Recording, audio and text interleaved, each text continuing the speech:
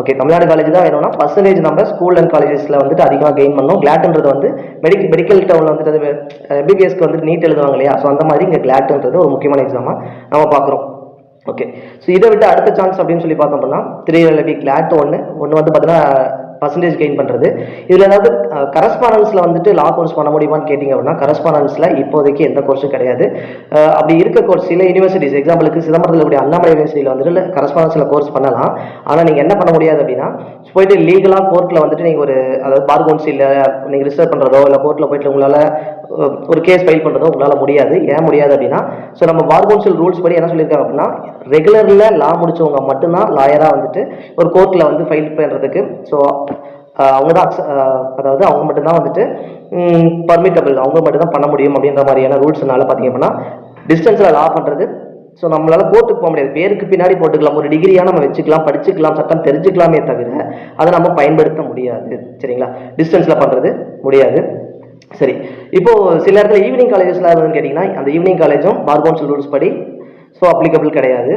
So அதனால் evening college இல்லை, distance கிடையாது.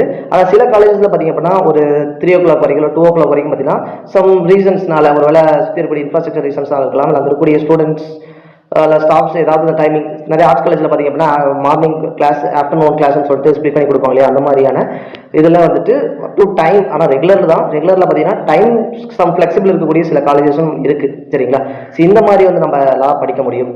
ரைட், இந்த ஆப்பர்ச்சுனிட்டிஸ்லாம் இருக்குது. ஒன்று 12th மார்க்கை நம்ம கிளியர் பண்ணி 12th மார்க்கை வச்சு மெரிட்டில் கிடைக்கிறது ஒரு இது இன்டெகிரேட்டட் 5 years லா கோர்ஸ் கிளாட் எக்ஸாம். சரிங்களா, இது வந்து 5 yearsக்கு.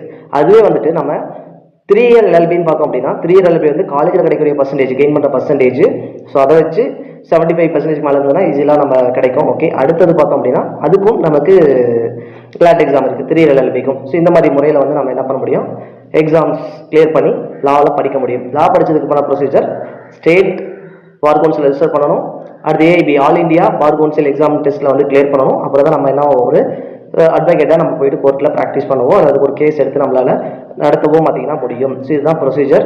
ஓகே, ஸோ வேறு ஏதாவது உங்களுக்கு ஏதாவது டவுட் இருந்தது அப்படின்னா நீங்கள் கமெண்ட் பண்ணுங்கள். ஸோ அதை வந்து பார்த்தீங்கன்னா நம்ம டிஸ்கஸ் பண்ணுவோம். Okay, thank you.